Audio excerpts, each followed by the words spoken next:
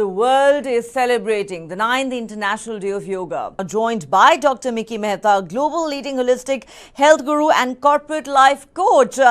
How big do you think this really is for the promotion and popularity of yoga all over the world? You know, I'm not surprised because way back in 30s, 40s, Swami Vivekananda, Yogi Paramahansa, then the era of D.K. Iyengar came in. Then the era of, Maharishi Mahesh Yogi alongside. Then, of course, Sri Ravi Shankar ji, Baba Ramdev, Sadhguru, Mahansa ji of the Yoga Institute. I am not surprised that yoga will come to Olympics soon. Yoga has been at the grassroots level of our civilization. The mother principle of yoga is about connect, join, networking of spirit, soul, Vasudeva Kutumbakam, everybody becoming one in unison. That is the kind of networking I'm talking about. Yoga is here for the refinement, evolution of human mind to begin with, and the byproduct of which also refines, regulates, and fortifies the human body. Yoga literally brings about cessation of the mind, clears your mind of fog and clutter, and brings about an open sky. Your mind is like a sky, and thoughts are like clouds. If you play with them, you stay with them. So when you do yoga, especially meditation and pranayama, you disrupt the memory of the past, anxiety of the future, and you completely dissolve into the here now, where only pure awareness, pure consciousness, pure spontaneity, and pure intelligence is available. So yoga is confluence of energies which otherwise don't know how to get harmonized because there's a pull and push. So yoga is the conscious process of confluence of energies getting harmonized at the shunyam quotient, at the zeroth state. And Ganga comes from here, Yamuna comes from here. At a point in Prayagraj, at the Shunyam quotient, there is Sangam, Milan, and unison was born and Saraswati is born. So yoga gives rise to new identities. Yoga creates new entities. Yoga births harmony. Yoga is also your sacred geometry, getting congruent with the geometry of the cosmos, your unit rhythm, your circadian rhythm, aligning with the cosmic rhythm. Yoga is all about your prefrontal cortex connecting with the mankind 8 billion minds. And yoga is about limbic resonance of connecting with the whole universe. May it be a tree, may it be a bird, may it be a bee, may it be a rock, may it be oceans, rivers, lakes. One uniformity, one invisible energy is what yoga brings you to. So in Hindi we say, स्वयं में स्थित, स्वयं में उपस्थित, स्वयं में होना, स्वयं को होने देना. And the West is chasing this. Internationally, yoga is being marketed well, sold well, but sorry to say, most of the yoga is nothing but circus out there. When you see our yogis, look at Baba Ramdev, look at the seriousness and the devotion, not just in the practice of body postures, but in the chanting, in the breath discipline, and in the settlement of meditation, and in the spirit of yoga. There is so much of objective goals to be achieved for evolution of mankind. Yoga builds personalities and characters. Yoga brings you postures, so yoga brings you patience.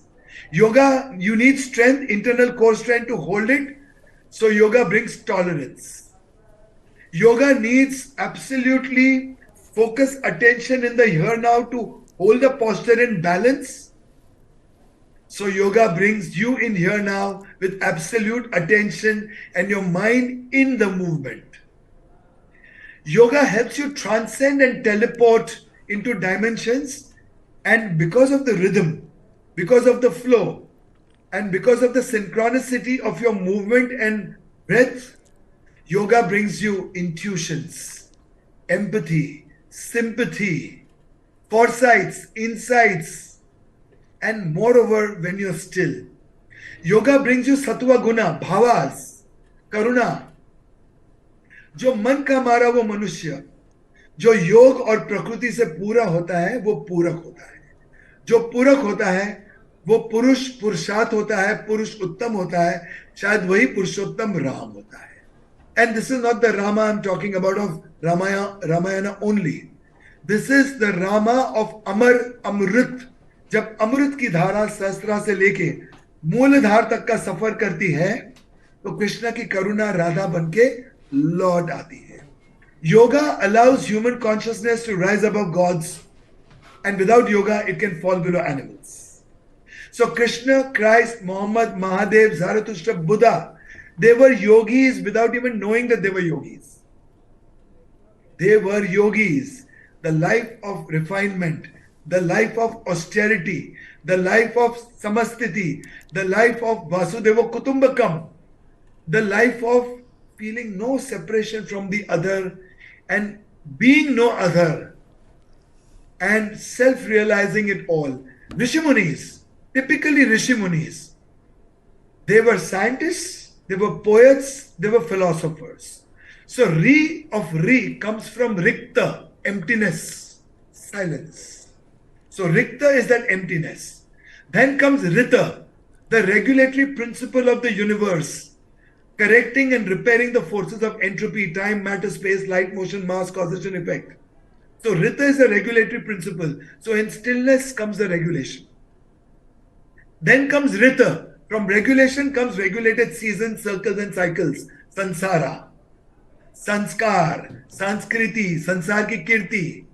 So cycles of life. From Ritu, then comes rhythm. From rhythm is born Hriday, and from Hriday is Ritambara Pragya.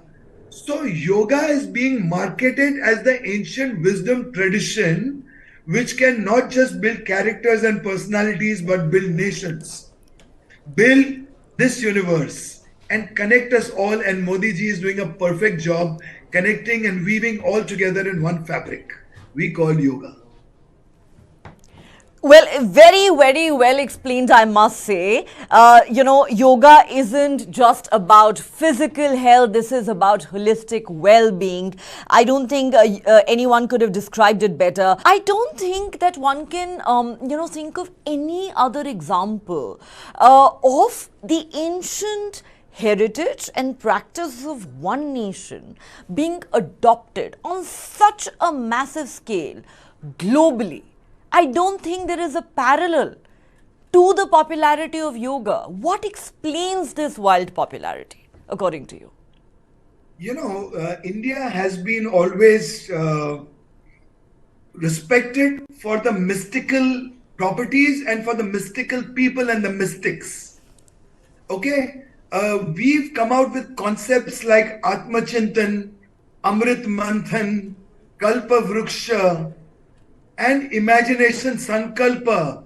So yoga brings you also to the state of ekta mein anekta, anekta mein ekta. So there is multiplicity in universality and there is universality with multiplicity. They all coexist. Very, very important. Yoga typically is a great connection of dots which are invisible, completely invisible. Yoga asanas, yoga philosophy, they bring you to a point of absolute submissiveness, surrender. So samarpan. So when samarpan happens, santulan happens. So yoga is about santulit being. So adhyatmik, mansik and bhautik santulan. So neutralizing your doshas. So once you're in samarpan, you get santulan. Once there is samarpan and santulan, you get samarthan of the universal energy, urja prana. Once you get the samarthan of Ishwar, then you become samarth, all capable. Once you get samarth, you become saksham, all potential. Once you become saksham, then you have sankalpa, your determination to manifest. Once there is sankalpa, then you have a laser sharp focus. Then you create your own shrishti, your own samruddhi. This is the reason the power of yoga is now understood by the West and everybody wants to follow it for the invisible, mystical, invincible attributes of yoga which can make every human being a god. Krishna, Christ, Muhammad, Mahadev, Zoroaster, Buddha, they became gods. What stops you and me? Only yoga can make a dead man walk and a dumb man talk. So let's do yoga, take it to the world, and let's wear it on our sleeve as a pride of India. Thank you, Modi ji. We will be there in taking this to the universe and beyond. We will take it to aliens also. Maybe it has already reached the aliens, maybe we just don't know it yet. Every year, we talk about the magic and power of yoga and the fact that it is, of course, popular globally. But today, we are talking about the popularity of yoga, particularly in the United States. I just want to share with our viewers, Dr. Mickey Mehta, some interesting statistics that I found in my research. And I'd like your thoughts on this.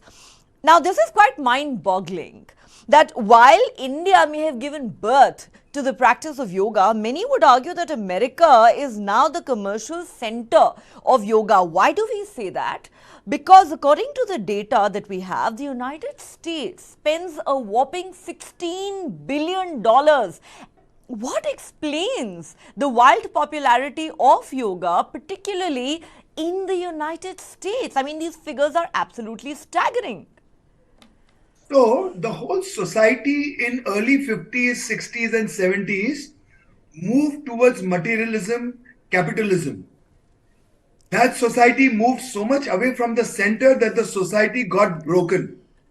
The broken society, unfulfilled society needs this more. And it is, sorry to say, somewhat a sick society. It needs to get healed. 30 to 40% of Americans are on sleeping pills. 50% plus more Americans need psychiatric care. Now, these numbers suggest and they validate the need for yoga in America. So, because it's needed, it's being sold. But the misfortune here is 80 to 90% people who sell yoga there are not selling the real stuff. The real Indian pristine yoga, no hot yoga, no power yoga, no fast yoga, intense yoga. Oh my God, save us all. Yoga is yoga submaximal, low intensity, orchestration, integration, regeneration, which brings you from discomfort to comfort, disorder to order, disorientation to orientation, disintegration to integration, dis-ease to ease, and from decay, death, taking you to eternity. Again, very well explained, Dr. Mickey Mehta. No wonder you're a much sought after yoga guru.